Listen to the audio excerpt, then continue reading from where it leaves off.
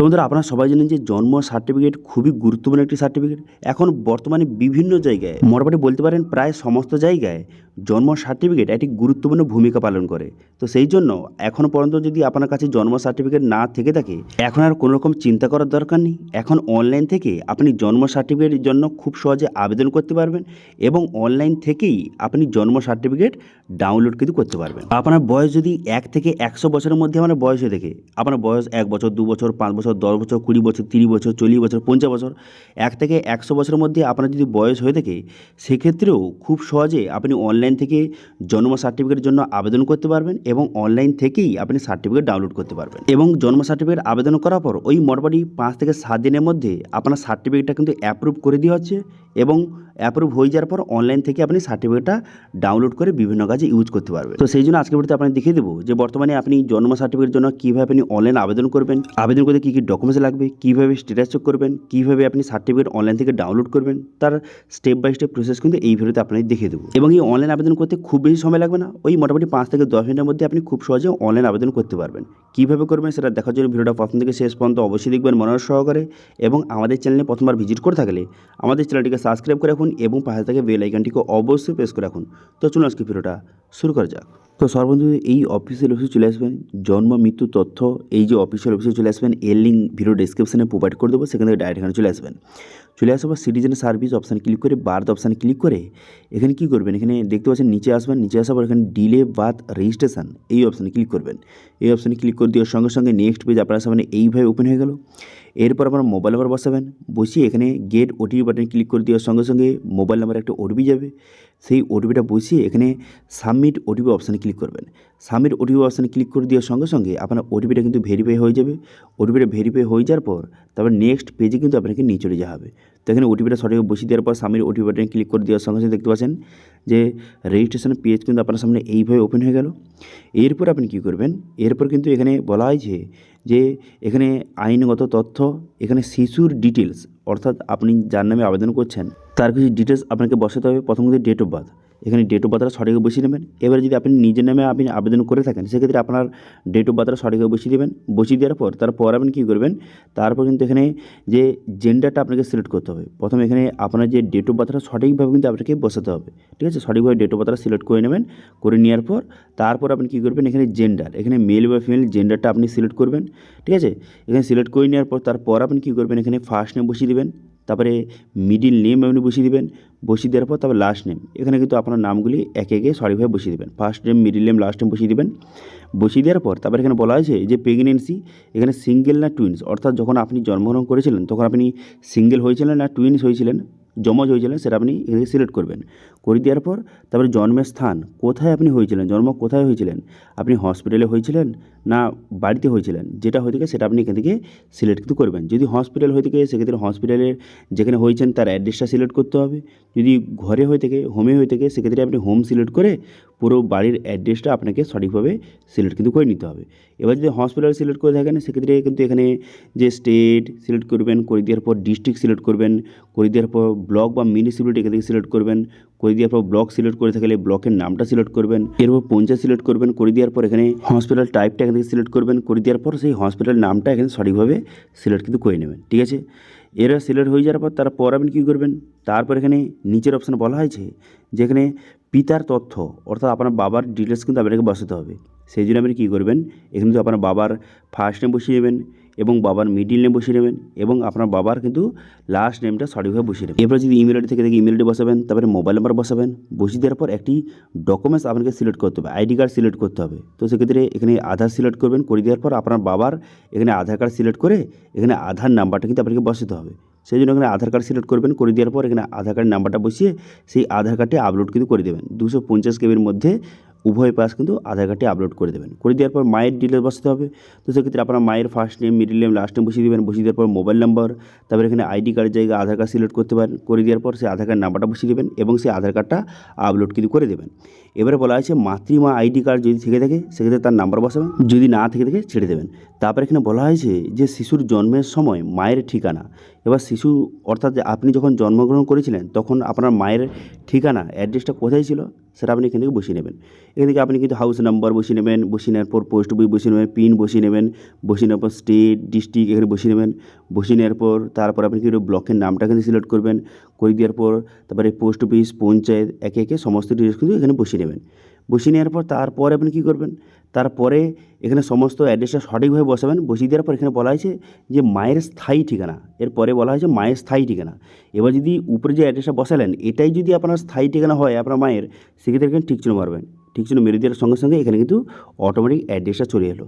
ঠিক আছে, এবার যদি এটা আপনার স্থায়ী ঠিকানা না হয়ে থাকে আপনার মায়ের, সেক্ষেত্রে ঠিক চিহ্ন মারার দরকার নেই, আপনাকে ম্যানুয়ালিভাবে বসাতে হবে। তো আমার ক্ষেত্রে সেম, সেজন্য ঠিক চিহ্ন মারার সঙ্গে সঙ্গে এখানে অ্যাড্রেসটা চলে এলো। এরপরে এখন বলা হয়েছে আপনার পিতা মাতার কিন্তু কিছু তথ্য আপনাকে সিলেক্ট করতে হবে। সেই জন্য কী করবেন, রিলিজন অপশান ক্লিক করে এখানে হিন্দু মুসলিম যেটা হতে সেটা সিলেক্ট করবেন। করে দেওয়ার পর আপনার বাবার কতদূর পড়াশোনা সেটা আপনি এখান থেকে সঠিকভাবে সিলেক্ট করবেন। করে দেওয়ার পর আপনার বাবা কী কাজ করে সেটা আপনি এখান থেকে সঠিকভাবে সিলেক্ট করে নেবেন। করে নেওয়ার পর মায়ের কতদূর পড়াশোনা সেটা সিলেক্ট করবেন। করে দেওয়ার পর আপনার মা কী কাজ করে সেটা আপনি এখান থেকে সঠিকভাবে সিলেক্ট কিন্তু করে নেবেন। ঠিক আছে, করে নেওয়ার পর তারপর আপনি কী করবেন, তারপর এখানে বলা হয়েছে যে অন্যান্য তথ্য আপনাকে বসাতে হবে। তো সেই জন্য আপনি কী করবেন, এখানে বলা হয়েছে যে এখানে যখন আপনার মা বিয়ে হয়েছিল তখন আপনার মায়ের বয়সটা কত ছিল সেটা আপনি বসিয়ে নেবেন। এবার আপনি যদি জানেন তো বসাবেন, কারণ এটা না বসালেও চলবে, কারণ এগুলো কিন্তু যে স্টার মার্ক দেওয়া নেই, যেগুলো কিন্তু স্টার মার্ক দেওয়া রয়েছে সেগুলো আপনাকে অবশ্যই বসাতে হবে। যেগুলো স্টার মার্ক দেওয়া নেই সেগুলো না বসালেও চলবে। এরপর বলা হয়েছে প্রসবকালীন পরিচর্যা কে করেছিল, যে নার্স করেছিল না ডক্টর যে করেছিল সেটা আপনি এখান থেকে সঠিকভাবে সিলেক্ট কিন্তু করে নেবেন। যদি নার্স করে থাকে সেক্ষেত্রে এটা সিলেক্ট করবেন। করে দেওয়ার পর এখানে বলা হয়েছে যে আপনি যখন জন্মগ্রহণ হয়েছিলেন তখন আপনার মায়ের বয়স কত ছিল সেটা আপনি বসিয়ে নেবেন। ঠিক আছে, বসিয়ে নেওয়ার পর তারপরে এখানে বলা হয়েছে এখানে যে নর্মাল হয়েছিলেন না সিজার হয়েছিল। ঠিক আছে, ডেলিভারি যে মেথডটা নর্মাল না সিজার সেটা আপনি এখান থেকে সিলেক্ট কিন্তু করে নেবেন। করে নেওয়ার পর তারপর আপনি কী করবেন, তারপরে এখানে বলা হয়েছে যে যখন আপনি জন্মগ্রহণ করেছিলেন তখন কজন শিশু জন্মগ্রহণ করেছিল, একসঙ্গে একজন না দুজন। যদি একজন হয়ে থাকে তো 1 সিলেক্ট করবেন। করে দেওয়ার পর যে আপনার জন্মের সময় আপনার ওজনটা কত ছিল সেটা আপনি বসিয়ে নেবেন। এটা মোটামুটি বসিয়ে নেবেন।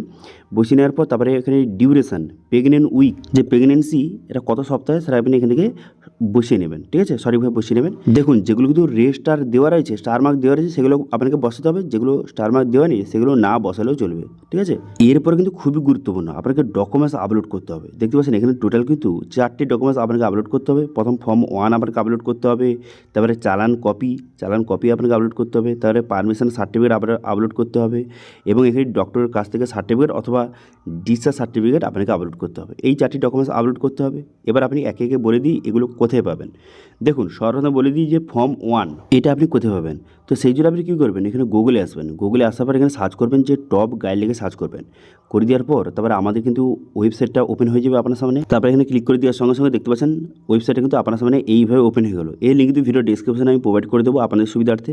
তারপরে এখানে সার্চ বাটনে ক্লিক করবেন, করে এখানে সার্চ করবেন যে বার্থ লিখে সার্চ করবেন। করে দেওয়ার সঙ্গে সঙ্গে তারপরে কিন্তু জন্ম সার্টিফিকেট কীভাবে আবেদন করবেন, কী কী ডকুমেন্টস লাগবে সমস্ত ডকুমেন্টসের লিঙ্ক কিন্তু দেওয়া রয়েছে। তো সেই জন্য বার্থ সার্টিফিকেট এখানে অনলাইন অ্যাপ্লাই 2026 লেখা রয়েছে। এবার দেখতে পাচ্ছেন এখানে ফর্ম 1 ডাউনলোড, এই অপশানে ক্লিক করবেন। এই অপশানে ক্লিক করে দেওয়ার সঙ্গে সঙ্গে এখান থেকে আপনি ফর্ম 1টা ডাউনলোড কিন্তু করে নেবেন।